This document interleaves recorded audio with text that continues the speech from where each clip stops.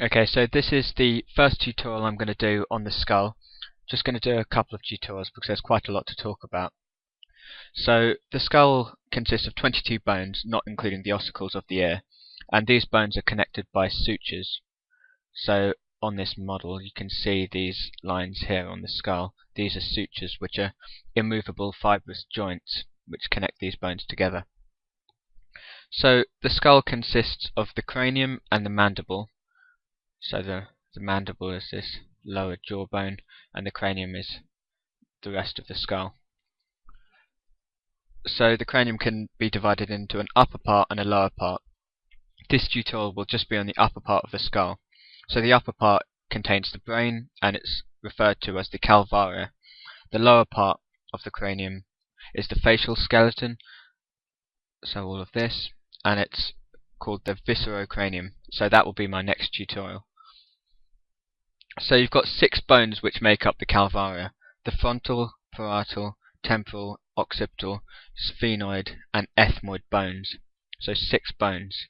So the frontal bone here, you can just about see the greater wing of the sphenoid here. Not just about, you can see the greater wing of the sphenoid here, but the rest of it's I'll show you in a bit.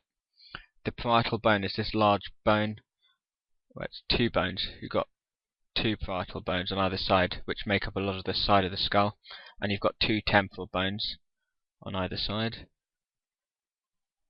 and then the occipital bone. You can see the ethmoid bone making up the medial wall of the orbit on both sides. So those are the 6 bones that make up the calvaria. First I'm going to talk about the frontal bone. So you can see this big bone here is the frontal bone, and it's separated from the parietal bone by this suture. So this is the frontal bone, all of this, and it makes up the upper margins of the orbit laterally and medially. So just some things to point out. You can see these ridges here just above the orbit. Not so clear, but you can make them out. These arches here are called the superciliary arches, and they're more prominent in males than females. And this angle here is quite good because you can see this little depression where the superciliary arches meet. This is called the glabella. So that's the frontal bone. Next I'm just going to talk about the parietal bone, and you've got 2 parietal bones.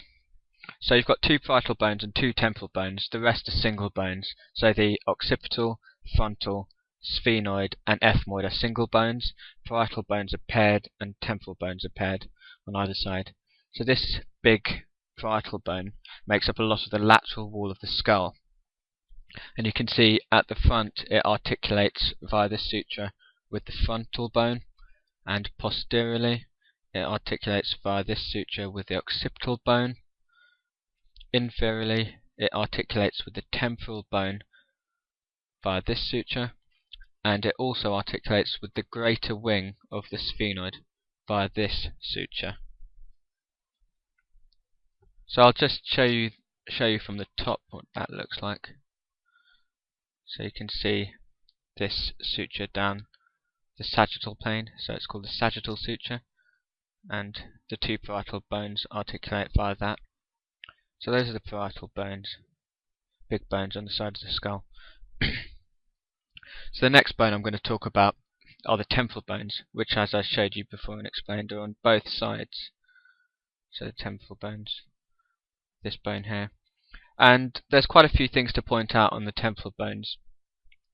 You've got a squamous part, which makes up part of the lateral wall of the skull, and you've got a petrous part, which you can see inferiorly, and I'll show you that in a second. So the squamous part is just this flat bit. Squamous just means flat. You've got squamous cells, which are squashed flat cells. So this squamous part is the large flat bit, which forms the lateral wall of the cranium. And this articulates anteriorly with the greater wing of the sphenoid, and posteriorly with the parietal bone and the occipital bone down here. So just here you can see this process which is called the mastoid process, and this is quite important because a few muscles attach here, most notably the sternocleidomastoid has an attachment there. Just show you that. So you can see this big sternocleidomastoid attaches there, and you've got this muscle here, digastric muscle, and a couple others. So that's the mastoid process, and if you look from the back you can see this little notch here, which is the mastoid notch. Also you've got this process sticking out here, which is called the zygomatic process of the temporal bone, because this is the zygomatic bone and it sticks out towards that. Then you've got this hole here, which is the external acoustic meatus, this little hole there. So you've got the squamous part, the mastoid process, the zygomatic process, and this external acoustic opening meatus. So I'll just rotate this round so you can now see the petrous part of the skull.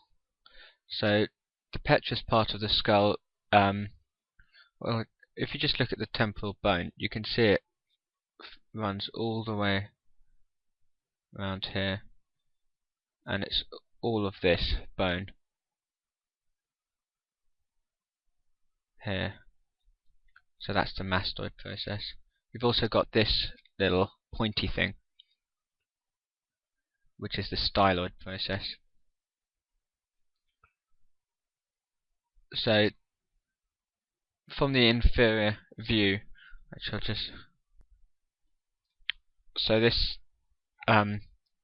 this inferior view, this is the petrous part of the temporal bone, and this houses the inner and middle ear.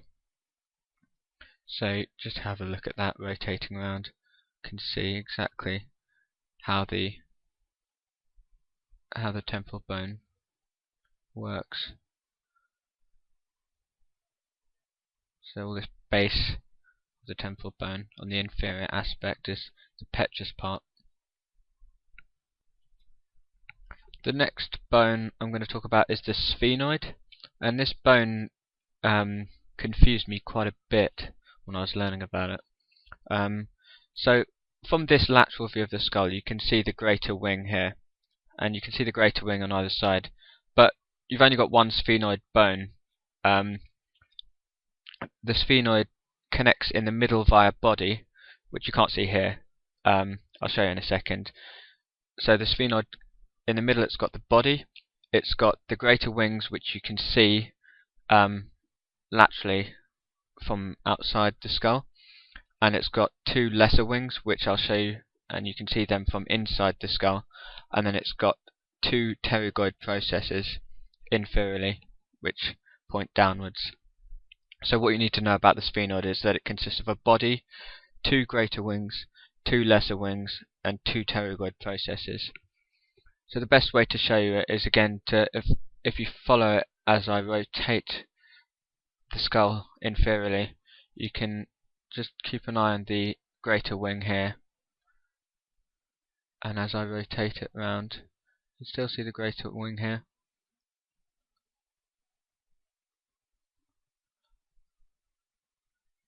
So greater wing, rotating it round, and you can see this pointing downwards. These are the pterygoid processes, and you've got them on both sides.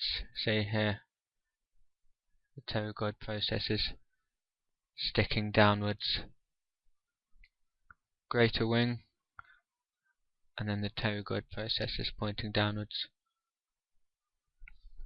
So what you've got here, you've got a lateral plate of the pterygoid process and a medial plate of the pterygoid process, and this little hook thing that you can see is called the hamulus.